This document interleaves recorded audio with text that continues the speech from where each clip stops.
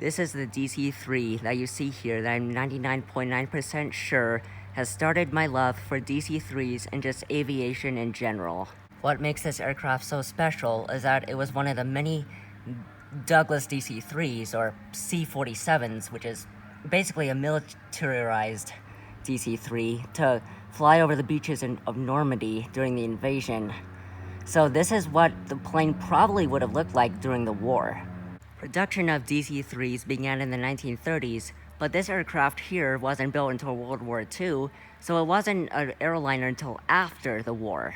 Now, I'm not so sure about this DC-3's airliner livery after the war, but there are models that could suggest what it may have looked like, so I will show you those now. It could have looked like this, or it could have looked like this, but this is all just speculation.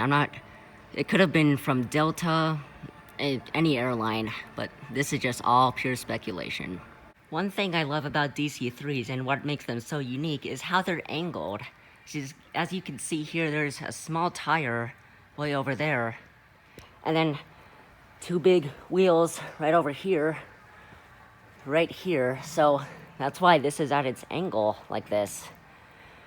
So now that you've seen the inside, it's time for you guys to get a basic understanding of the layout inside. On airliners today, you would enter the plane right around where the camera is pointed, but back then on DC-3s, you would enter all the way through the back, right here. And this is some luggage. So you would load the luggage into this cargo hold, right, or baggage hold, right about here. Right? And now, let's go inside this plane. So passengers would enter the plane through this gangway door. At least I think that's what it's called, but ours called it a gangway door. So you would step up, just walk inside, right here. And we are now inside this Douglas, and it is pretty dark. But luckily I have my flashlight on, so that's not a problem. And here's the lavatory right here.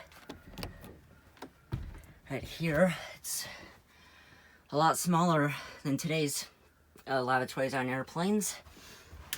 Oops. And here is like a model of food. I guess what they would serve on this plane, where you could get your drinks and stuff like that. And now, it's kind of hard to walk in these things, because like I said before, and as you saw on the outside of the plane, these planes, when they're on the ground, they're sitting at a kind of a steep angle. So it's a little bit hard to walk, kind of awkward. Now let's sit in one of these seats here.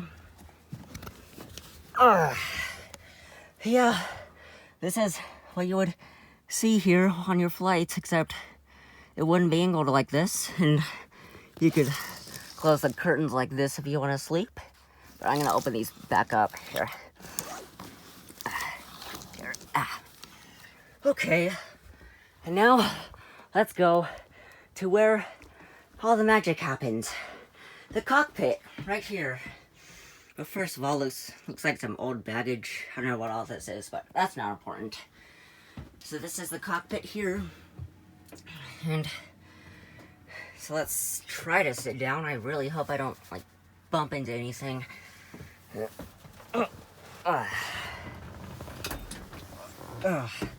Okay, so this is like a general idea of what the pilot would view, like his POV, I mean.